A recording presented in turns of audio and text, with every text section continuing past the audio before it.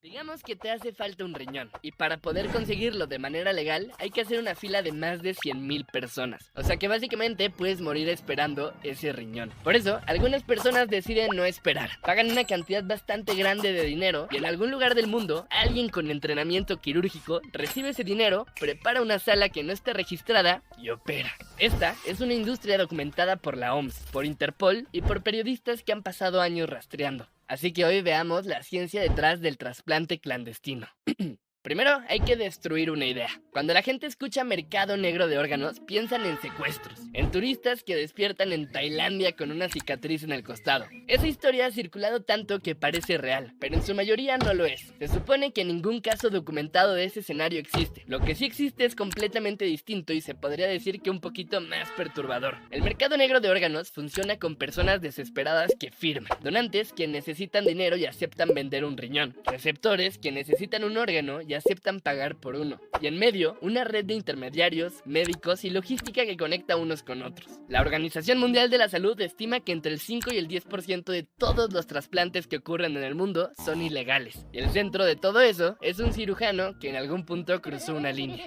El cirujano. ¿Quién es y cómo llegó ahí? Hay que entender que un trasplante no es el tipo de procedimiento que alguien puede improvisar. O tienes años de entrenamiento quirúrgico encima, o el paciente se muere. Según los casos documentados, el cirujano del mercado negro es alguien que estudió medicina de verdad, que operó en hospitales reales durante años y que en algún punto del camino, el sistema lo expulsó o él se fue. Puede ser un médico al que le retiraron la licencia, puede ser alguien que trabajó en un país con regulaciones débiles, o puede ser alguien completamente certificado que simplemente decidió que el dinero valía más que el riesgo, porque el dinero es considerable. Un riñón en el mercado negro puede costar entre $150,000 y $300,000 para la persona que recibe el órgano. El que lo dona le dan entre $1,000 y $10,000. El resto desaparece en la cadena de intermediarios, y el cirujano, dependiendo de su reputación, dentro de esa red puede llevarse una parte importante. Y aquí está el problema principal. En un hospital legal, una cirugía de trasplante involucra al menos un cirujano principal, un ayudante, un anestesiólogo, un instrumentista, enfermeras y un equipo de unidad de cuidados intensivos listo para recibir al paciente cuando salga. Nuestro cirujano de mercado negro necesita replicar eso, y eso nos lleva al primer problema técnico real: el quirófano. Piensa en lo que necesitas mínimamente para abrir el cuerpo de alguien y no matarlo en el proceso. Primero, un anestesiólogo. La anestesia general no es dormirte, es mantenerte en un estado controlado de inconsciencia mientras tu cuerpo sigue funcionando. Si la dosis es un poquillo alta, el paciente deja de respirar. Si es ligeramente baja, despierta en medio de la cirugía.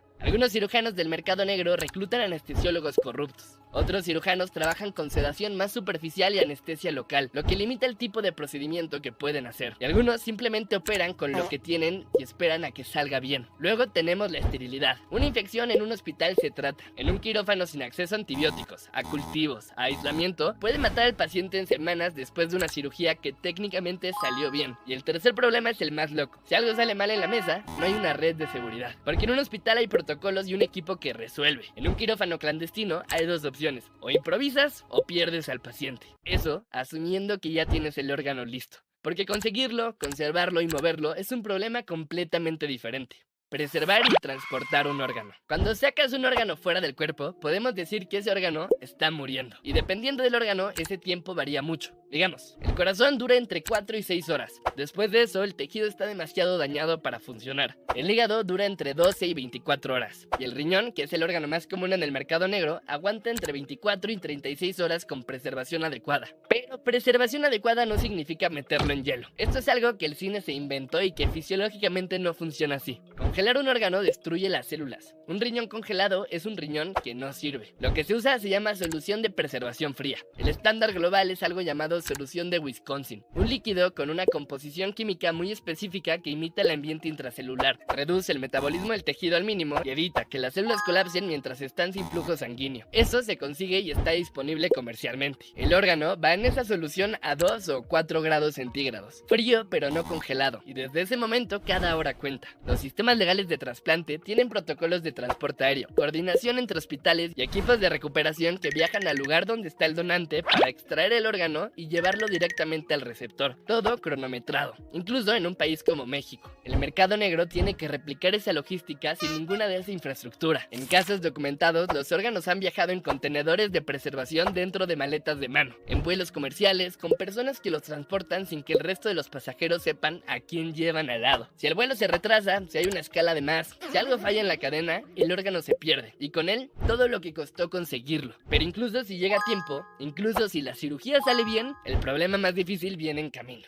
el paciente después de la cirugía. El trasplante no termina cuando cierran la incisión. En realidad, ahí empieza la parte más larga. El cuerpo humano tiene el sistema inmune, cuyo trabajo es destruir todo lo que no reconozca como propio. Un órgano nuevo, aunque funcione perfectamente, es una amenaza para ese sistema. Sin intervención, el cuerpo ataca el trasplante y lo destruye. Se llama rechazo y puede pasar en días, en semanas o en meses. Para evitarlo, el receptor necesita inmunosupresores, medicamentos que básicamente apagan parte del sistema inmune de forma controlada y permanente. No es un tratamiento temporal, es de por vida. Y no son medicamentos que puedes comprar en cualquier farmacia. La dosis tiene que calibrarse de manera regular con análisis de sangre. En un hospital legal, el seguimiento después del trasplante son semanas de internamiento, meses de consultas, análisis frecuentes y ajustes de medicación. En el mercado negro, el paciente sale de la cirugía y se vuelve a su país. Algunos regresan con una receta y la esperanza de que su médico local no haga demasiadas preguntas. Algunos tienen que inventar una historia sobre dónde se operaron. Algunos llegan a urgencias semanas después con el órgano en proceso de rechazo y tienen que revelar todo. Y los que venden sus órganos, que en esta historia casi siempre son la parte más olvidada, cobraron, perdieron un riñón y el seguimiento médico que necesitan después de cualquier cirugía nunca llega.